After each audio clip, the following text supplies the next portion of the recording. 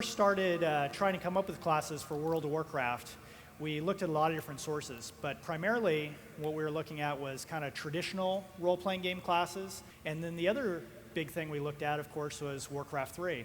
The first thing we did was we had to determine which classes we were really going to use. So one of the first approaches was another philosophy that we use at Blizzard a lot, which is called concentrated coolness. You know, rather than just having, let's say, a class and we just kind of throw a bunch of random stuff on it, we want kind of everything about the class to feel focused and to make sense within the context of that class. But we also wanted to make sure that there was a separation of roles between every class. Something we didn't want to do was have just a few classes and then have a bunch of hybrid classes that fit in between. Obviously, some classes ended up on the cutting room floor, and a couple of those classes we mention up here is the Necromancer was a popular unit in Warcraft 3. Obviously makes sense as a class. Didn't quite make it in. The Death Knight was another example of a very popular hero type in Warcraft 3 that didn't make it. So the origination of the Mage came obviously from kind of traditional role-playing games, and it also came out of a couple units that we had in Warcraft 3, the Sorceress and the Archmage.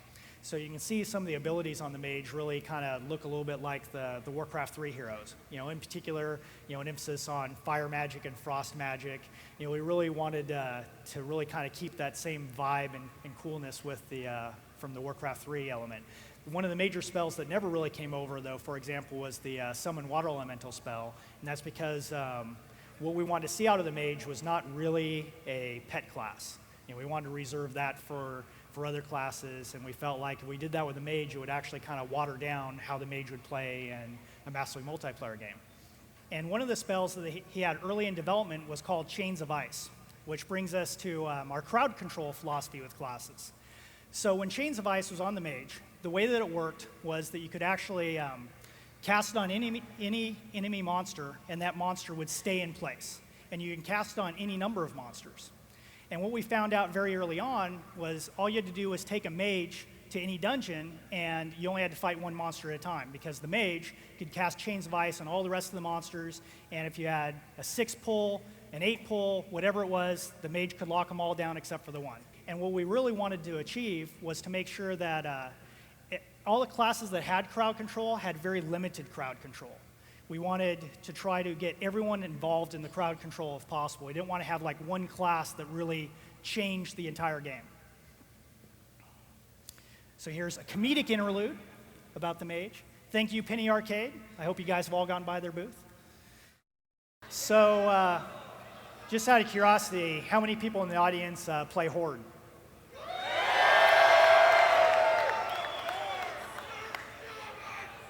And how many play Alliance?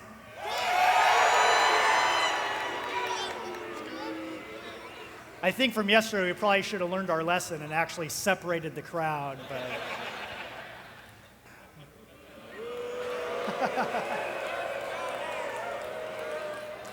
the origination of the Paladin came pretty much straight from Warcraft 3, which was a little bit unique in that it's a very defensive class. You know, historically, if you look at traditional RPGs, you know, it's very much a hybrid warrior-priest class, and while our Paladin certainly had that, we really wanted him to concentrate on defense. We wanted the Paladin to be one of the easier classes to play. It was actually intentional, and the main reason was we found that the Paladin was a very attractive class for people to want to play initially, because they felt like it was supposed to be a hybrid class, and hybrid classes tend to be easier to play and easier to solo in other massively multiplayer games. So we kind of took that to heart, and we really wanted to make sure that anyone that played the Paladin would kind of have an easier time.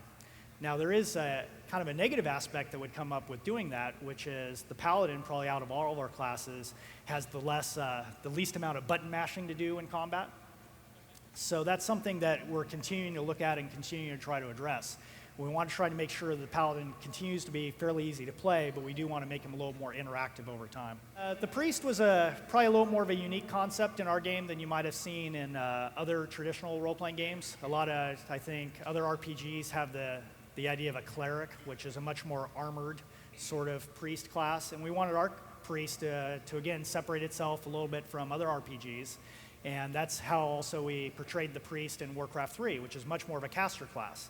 A lot of people, when they first started playing the priest, were surprised to see that they're wearing cloth robes and such. But that also allowed us to make the priest a little more interesting on the damage side. You can see, like, if you spec much more as a shadow priest, or even without being a shadow priest, our priest has a lot more damage potential than you might see with more of the traditional cleric. And then we came up with the idea of racial specific spells, which, you know, we decided to do with the priest, obviously, and you can see kind of each race of priests has a couple special spells they're able to do. And we thought that worked out pretty well, and we're looking at maybe expanding on that a lot more in the expansion set. The Shaman, again, kind of originated from Warcraft 3. It came out of a combination of the Orc caster units, the Witch Doctor, the Shaman, and the Farseer. One of the things, though, we did have to struggle with quite a bit early on was the portrayal of shamans in the Warcraft lore. In the Warcraft storyline, shamans are really portrayed much more as warriors, not as kind of the Native American medicine men or kind of what you might traditionally think of shamans. But the shamans that fight for the orcs, you know, they carry shields and swords, and they can stand up next to grunts or any warrior within the army. So that created a little bit of a problem within, you know, of course, trying to create some, you know, balanced classes within the game and wanting to stand different from the warrior but not be as powerful. So we kind of tried to make our shaman a little more of a mage fighter with the emphasis kind of mage first and fighter second. Initially, the shaman didn't have totems, and, you know, he wasn't a particularly interesting class when you compared him to, let's say, the mage or any other caster class. So that's where the idea for kind of incorporating some of the Witch Doctor elements came in. So we tried a few different shaman a few totem approaches with the shaman. One approach was that every single totem spell could be cast separately. So that ended up with a whole lot of totem spam. You would end up with like 8 to 10 totems in every single combat, and you're just leaving them everywhere. And you might end up with 2 or 3 shamans in the group in a dungeon fight, and suddenly you got just these sticks poking all over the dungeon, and that was no good. So we said, okay, well, let's change that up. And we tried for a little bit of time, okay, well, maybe it's enough if he just has 1 totem. And that was really too far the other direction, since now it just felt like he had 1 spell gimmick, and, you know, that was no fun. So eventually we came up with the idea of, well, what if we kind of make totems around the elemental schools? The shaman, anyways, is already kind of in lore about the elements. So it ended up being kind of the right approach. It gave us the right mix between the two, and it also really felt correct within the lore. The warrior, probably more than some of the other classes we've talked about, came more from the traditional RPG side. You know, we obviously have a lot of warrior-type units within the RTS game, but there really wasn't one unit we looked at and said, okay, well, that's the World of Warcraft warrior. We found very early on that it wasn't a particularly interesting class because you would just kind of wait for all your abilities to be up on their cooldown, and you're kind of just punching a metronome. You know, you'd wait for the taunt ability to come up and then press that. You'd wait for the strike ability to come up and then press that. And there really weren't a lot of choices to make, since there really was no reason not to punch those abilities every time they came up. So we looked at, kind of other genres for help. And, you know, what other genre to look at for a warrior than, let's say, fighting games, which are all about, you know, combat. So that's where we came up with the idea for the Rage Bar, which you kind of see some different ideas of that in fighting games. So the Hunter was another interesting class to develop. The Hunter originated in Warcraft 3 with the Head Hunter, the Ranger, and the Huntress were all kind of classes or units that we looked to kind of develop the Hunter class. And in beta, the Hunter had a completely different way of playing than he does in live. He had something called a Focus Bar, which worked a little bit like it's like a Rage Bar or an Energy Bar, but instead it was a Focus Bar. And the way Focus worked was whenever you stood still, it would actually increase the amount of focus, and then you would get a certain amount of focus and then be able to use abilities. And we played with that for a long time, and we really liked the fact that it made him very unique. And it just ended up not being particularly fun, especially in a game where, you know, there's so much movement in PvP or even sometimes in PvE. You know, even though it was a different concept and it was very unique, ultimately it ended up being less fun. So in the Hunter's case, we actually chose to go with more traditional mana bar and rely on his range combat and pets to really differentiate him from the other classes. But a lot of what we want to do with the Hunter, to not only just be a pet class in the sense like a Warlock, but we wanted you to care about your pet, which is why we put in all the notions of loyalty and the idea of pets having a diet. We really wanted you to kind of be invested with what pet you had. And the reason it's so, you know, it takes a little bit of time to actually develop out a pet is because we wanted you to have that connection with the pet. And that was kind of the main differentiation between like Hunter pets and Warlock pets. The Rogue is one of our few classes that actually doesn't really have a Warcraft 3 equivalent. You know, like, I guess the closest thing you might look at is in Frozen Throne, the Warden or something like that, but we really don't have a true rogue class in Warcraft 3. So the rogue definitely came much more kind of from the traditional RPG approach. So originally we called the rogue the assassin. That was the first origination of the class. And the assassin kind of sounds cooler, but ends up being a very narrow class when we start developing what he could do. You know, ended up being just about killing, and we wanted the rogue to really bring a lot more to the table than just kind of what the assassin sounded like he could do. The rogue was another class that really, you know, if you look at other games that have done rogues, a lot of times they're very similar to kind of what I was talking about when my pet peeve with the warrior was. You ended up with a very monotonous sort of class that you just waited for cooldowns and used that. And the rogue in particular, we wanted to be a much more frenetic class to play. So we came up with the idea of the energy bar along with the combo system. And what we were trying to accomplish there was we wanted a combo system that was a little bit more free-form than you might see in other games. We didn't want to like force you into combat chains where you had to use opening move A and then B and then C. We instead went to a much more open-ended approach where we had the idea of setup moves and finishing moves. And we've really tried hard to try to allow you a lot of freedom in what combinations you want to use. So the Warlock was one of the first classes we actually worked on. You know, it was a class that you know, I was pretty excited to work on initially, and the Warlock doesn't really have a class, you know, from a traditional RPG or from the Warcraft 3 game that we're looking at.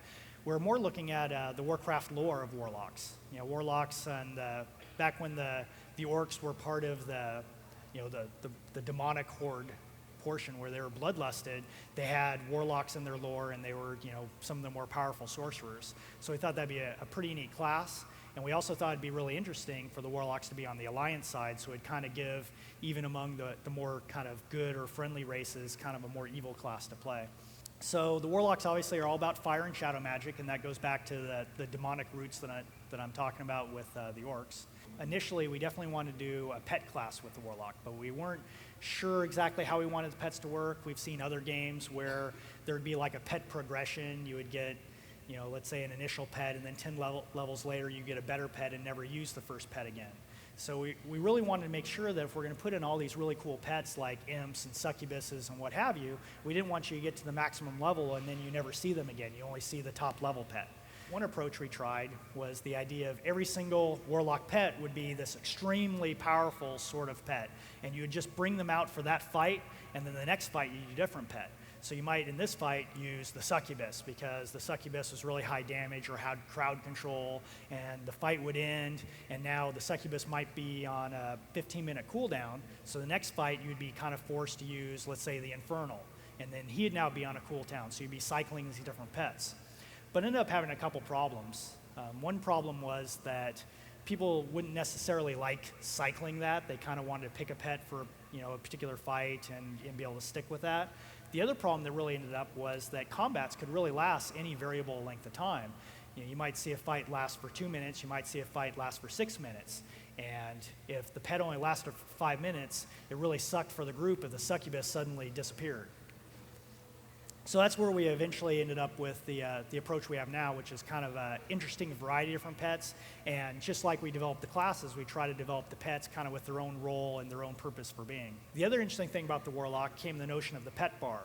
So you have a lot of control over not only what behaviors your pets did, but also whether or not they cast spells or not, or whether or not you want them to cast auto-cast spells, which is a concept we brought over from Warcraft 3, or do that yourself. So the Druid came from Warcraft 3 again, and it was we kind of made our Druid as a combination of all the different Druids in Warcraft 3. The Druid of the Claw, the Druid of the Talon, and the Keeper of the Grove were all of our kind of Druidic magic units in Warcraft 3.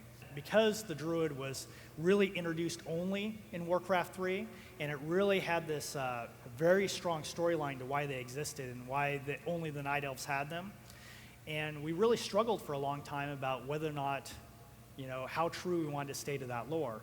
And like our creative director at first really was insistent that only Night Elf males could be Druids. Because that's the way we portrayed the Night Elves in Warcraft 3. You know, all the females were the fighters. You know, they're the ones that, you know, kind of wore the pants in the Night Elf family. You know, the males stayed at home and wore the robes and, you know, talked Druidic magic. So that was kind of our concept for the Night Elves. And when we kind of went forward into World of Warcraft, we struggled with that for a little while. And initially the Druid hit the cutting room floor.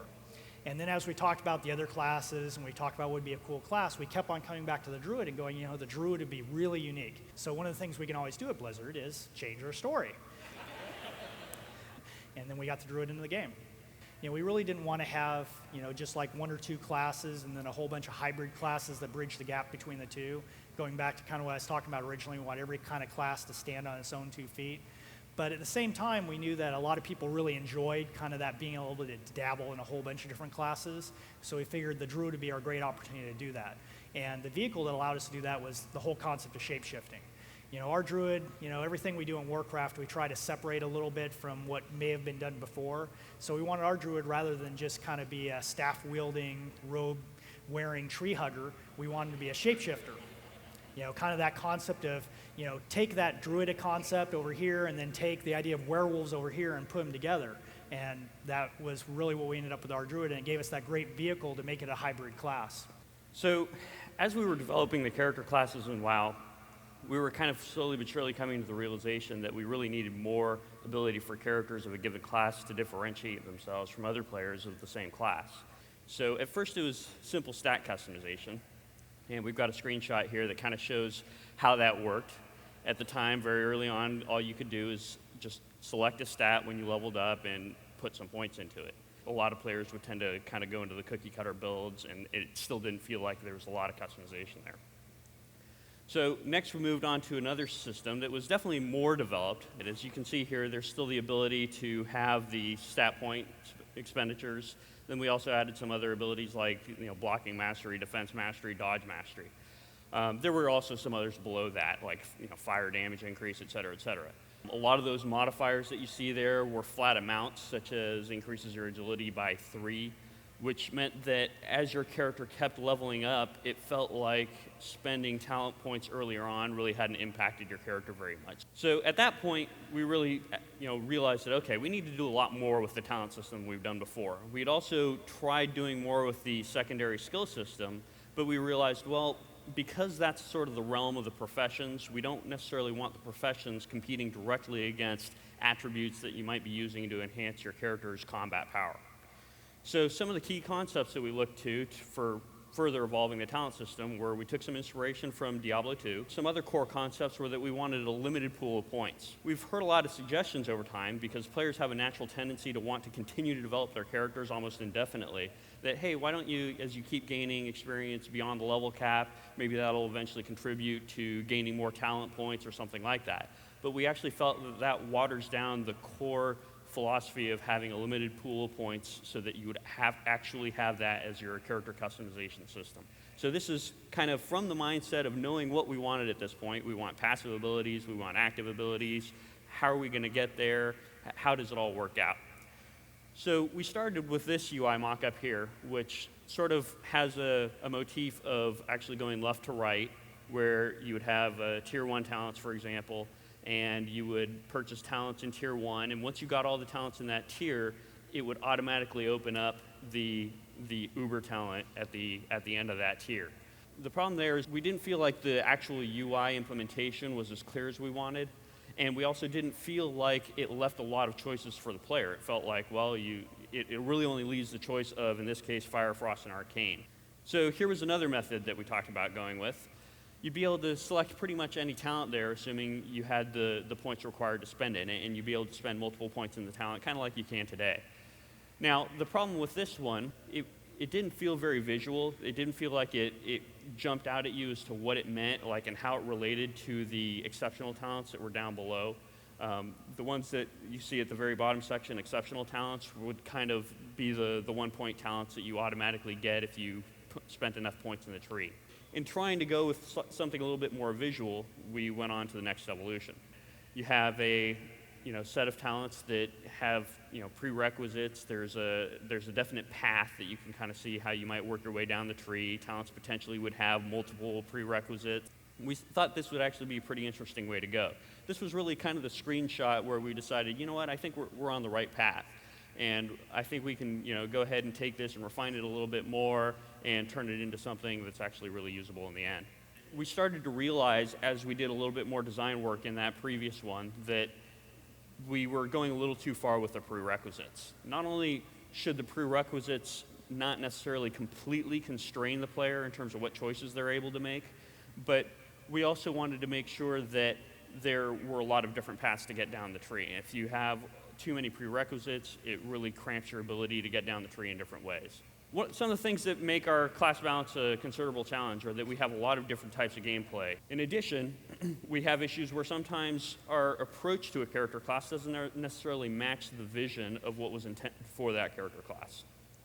We've certainly seen this to some degree in the Paladin case. We always kind of imagined the Paladin class as being the holy warrior, where you would get in there with the warriors and you had your plate armor on so you could take the damage and you would be beating on the mob. And yes, you would be a healer in a backup situation, but that's not really how it's kind of played out over time because healing's such a strong mechanic.